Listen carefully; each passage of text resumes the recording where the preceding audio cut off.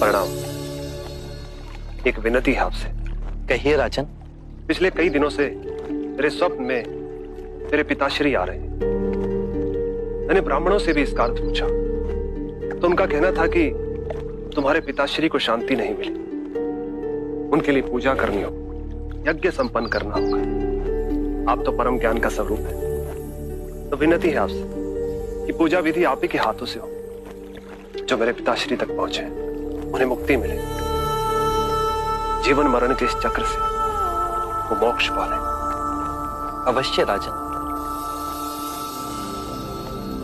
आप मिट्टी के 2 घड़े मंगवाइए, एक में घी भरवाइए और एक घड़े में कंकड़ पत्थर भरवाइए,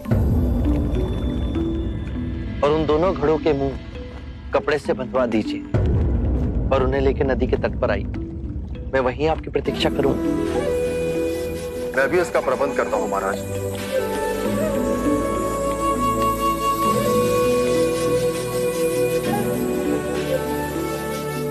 महाराज, अब आप इन दोनों घड़ों को पानी में डाल दीजिए।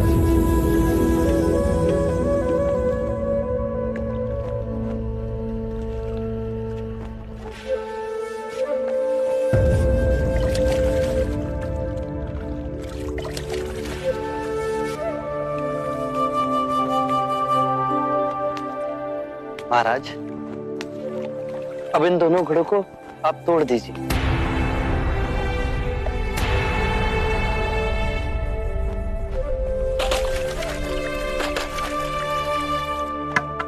महाराज, अब आप ध्यान से देखिए कि ऊपर उठ पानी पर तैरने लगा। अब बताइए, मेरे या किसी और के पूजा पाठ करने से क्या ये घी नीचे बैठ सकता है? असंभव।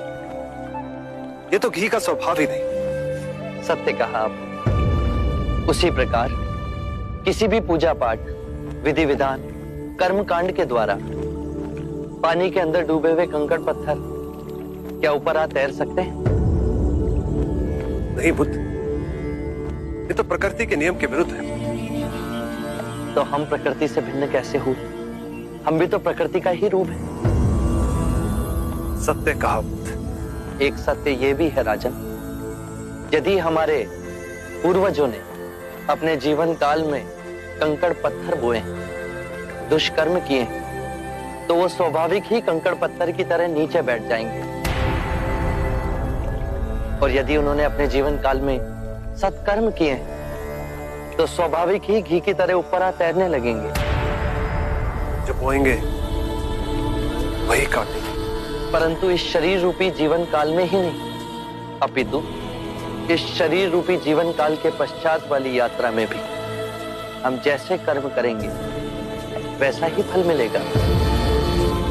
अब बताइए, इस प्रकृति के नियम को कोई पूजा पाठ, कर्म कांड, विधि विधान, यज्ञ हवन मिटा सकता है? राजन, मैं भी इसको नहीं बदल सकता। केवल अच्छे कर्म ही मनुष्य की मुक्ति का द्वार खोलेंगे। एक ऐसी तलवार है आपके हाथ में जो एक क्षण में सारे झूठ काट केवल ज्ञान को प्रकाशित करती है। ना जाने कितने जन्मों और भटकता में यदि आपकी कृपा ना होती, इस एक क्षण में आपने अपनी अदृश्य तलवार से मेरे अहंकार का सर भी काट दिया। धन्य है प्रभु।